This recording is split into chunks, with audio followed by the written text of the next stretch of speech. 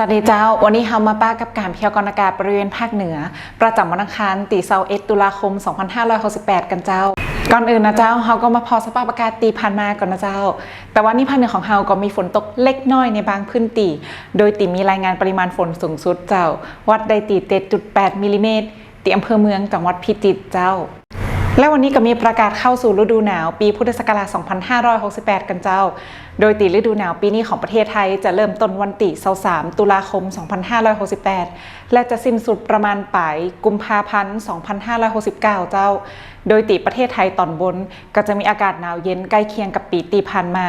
และมีอุณหภูมิต่ำสุดเฉลี่ยอยู่ที่21 ถึง 22 องศาเซลเซียสสูงกว่าค่าปกติประมาณ 1 องศาเซลเซียสโดยบริเวณยอดดอยยอดภูและเทือกเขาก็จะมีอากาศหนาวถึงหนาวจัดเจ้าต่อไปเรามาติดตามพยากรณ์อากาศประจำวันนี้กันเจ้าสภาพอากาศโดยทั่วไปก็บริเวณความกดอากาศสูงหรือมวลอากาศเย็นนะครับเข้ามาปกคลุม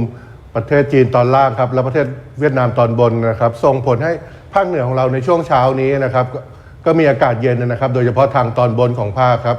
แต่ว่ายังคงมีฝนฟ้าคะนองเกิดขึ้นได้ครับบางพื้นที่นะครับผมในช่วงเช้านี้นะครับจะเห็นได้ว่าบริเวณภาคเหนือของเราท้องฟ้าค่อนข้างโปร่งนะครับผมสำหรับการคาดหมายปริมาณฝนในวันนี้ครับฝนที่ตกเนี่ยส่วนใหญ่เป็นฝนเล็กน้อยนะครับผมแล้วก็บริเวณที่ตกนี่ก็ไม่ถึง 10% ของพื้นที่นะครับผมและในวันพรุ่งนี้ครับผมส่วนใหญ่ก็จะอยู่ทางตอนล่างทางซีกตะวันตกนะครับทางตอนบนนี่ค่อนข้างโล่งครับฝนไม่มีนะครับในวันพรุ่งนี้นะครับผม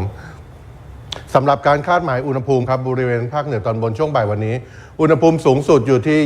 32 ถึง 35 องศาครับต่ำสุดเช้าวันพรุ่งนี้อยู่ที่21 ถึง 23 องศาครับสำหรับบริเวณภาคเหนือตอนล่างครับอุณหภูมิสูงสุดบ่ายวันนี้อยู่ที่34 ถึง 36 องศาครับต่ำสุดเช้าวันพรุ่งนี้อยู่ที่24 ถึง 26 องศาครับสุดท้ายนี้เจ้าภาคเหนือก็จะมีอากาศเย็นในตอนเจ้าและอุณหภูมิลดลงเล็กน้อยโดยยังคงมีฝนฟ้าคะนองเกิดขึ้นได้ในบางแห่งก็ขอให้พ่อแม่พี่น้องดูแลรักษาสุขภาพเนื่องจากสภาพอากาศเปลี่ยนแปลงไว้โดยเจ้าและหากมีข้อสงสัยเกี่ยวกับสภาพอากาศสามารถสอบถามได้กับทางศูนย์อุตุนิยมวิทยาภาคเหนือได้เบอร์โทรศัพท์0532777919หรือสามารถติดตามข่าวสารผ่านทางเว็บไซต์ Facebook และ TikTok ของศูนย์อุตุนิยมวิทยาติดขึ้นได้ตามหน้าจอนี้เลยเจ้าและสำหรับวันนี้ก็ขอลาไปก่อนเจ้าสวัสดีเจ้า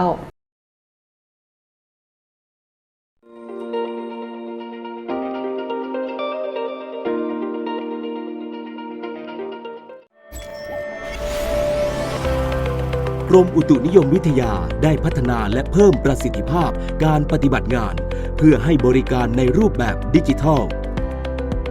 เพิ่มขีดความสามารถในการตรวจเฝ้าระวังพยากรณ์อากาศแจ้งเตือนภัยธรรมชาติล่วงหน้าได้อย่างแม่นยำ